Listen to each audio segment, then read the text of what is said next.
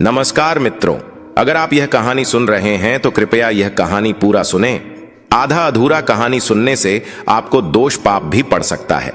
भगवान शिव और मां पार्वती की विवाह संपन्न होने के बाद शिव अपनी नवविवाहिता पत्नी पार्वती को साथ लेकर कैलाश पर्वत लौट आए। वहां नंदी ने पहले से ही तैयार कर रखी थी। शिव और पार्वती के सुहाग कक्ष को तरह तरह के फूलों, लताओं और मालाओं से सजाया गया। यह देखकर पार्वती नंदी पर बहुत प्रसन्न हुई। उसी समय अन्य गणों के साथ भगवान शिव भी वहां आ गए। उन्होंने नंदी एवं सभी गणों को आदेश दिया, हम विश्राम करने जा रहे हैं, तुम लोग किसी को भी कक्ष में प्रवेश मत करने देना, ताकि हमारे विश्राम में बाधा उपस्थित हो। इतना कहकर शिव ने सुहाग कक्ष का द्वार बंद कर लिया। द्वार के बाहर नंदी पहरा देने लगा तथा अन्य गण भी बाहर विचरण करने लगे, ताकि कोई व्यक्ति शिव एवं पार्वती के विश्राम में व्यवधान न डाल सके। शिव के विवाह का समाचार पाकर असुरों का राजा तारकासुर प्रसन्न हो उठा। उसे प्रसन्नता इस बात से नहीं हुई कि शिव विवाह बंधन में बंध गए हैं, बल्कि इस बात से हुई कि शिव विश्राम में रत हैं और अब उसके उत्पातों को रोकने वाला कोई नहीं है। अवसर का लाभ उठाते हुए तारकासुर ने उत्पात मचाना शुरू कर दिया। वह आर्षि मुनियों को परेशान करने लगा, यज्ञ में बाधा डालता, यहां तक कि हवन की सामग्रियों को भी फेंक देता। देवताओं को तरह तरह से सताने में उसे आनंद आता। थाश देवता तारकासुर के उत्पातों से त्राही त्राही कर उठे।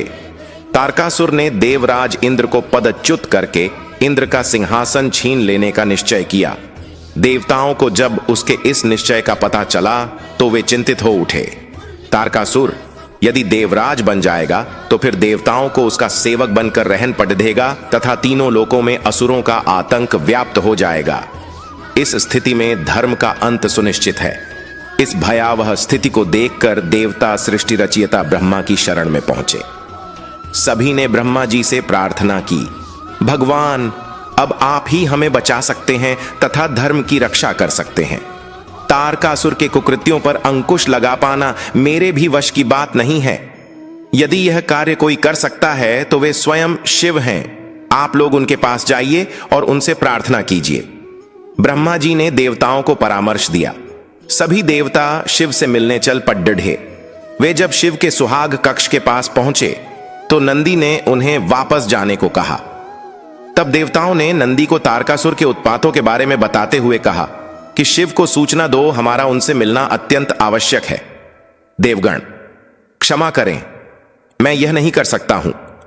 स्वयं शिव ने मुझे आदेश दिया है कि मैं किसी को उनके विश्राम में व्यवधान न डालने दूं। मैं न तो उन्हें आप लोगों के बारे में सूचना दे सकता हूं और न मैं आप लोगों को उनसे मिलने दूंगा। देवताओं ने देखा कि नंदी तथा अन्य गण उन्हें किसी भी स्थिति में शिव से नहीं मिलने देंगे, तो वे विष्णु के पास पहुंचे। विष्णु ने देवताओं को परामर्श दिया कि वे मिट्टी का पार्थिव लिंग तैयार कर पंचाक्षरी मंत्र का जाप और शिव का आवाहन करें।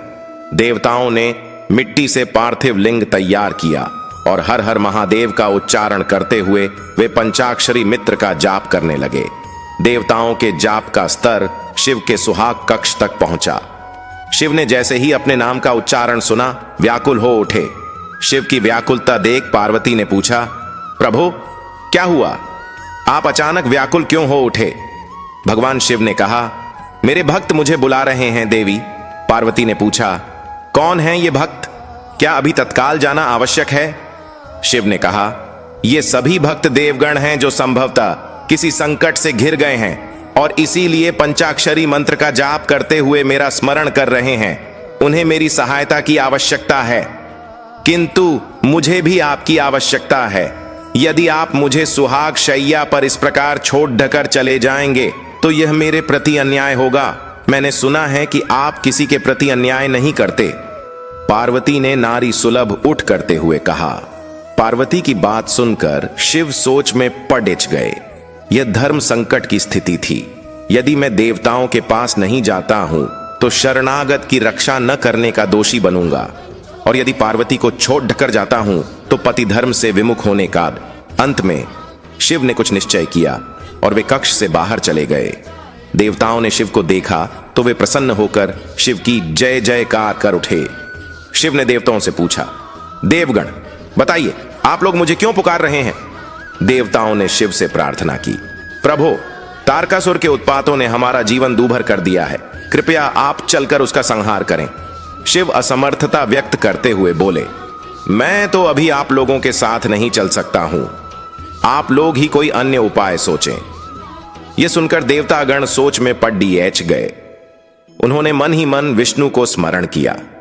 विष्णु ने उन्हें समझाया कि यदि शिव स्वयं नहीं जा सकते हैं तो वे एक पुत्र की सृष्टि करें तथा उसे तारकासुर का वध करने के लिए भेज दें। देवताओं ने शिव से ऐसा ही निवेदन किया। शिव भक्तों की बात भला क्यों टालते? उन्होंने तत्काल अपना वीर्य अग्निकुंड में छोड़ आच दिया। उस वीर्य से एक बालक का जन्म हुआ। ब्रह्मा ने स्वयं प्रकट होकर उस बालक की कुंडली बनाई तथा उस बालक का नामकरण किया कुमार स्वामी। इसने कालांतर में असुरों का वध कर देवताओं को संकट से मुक्ति दिलाई।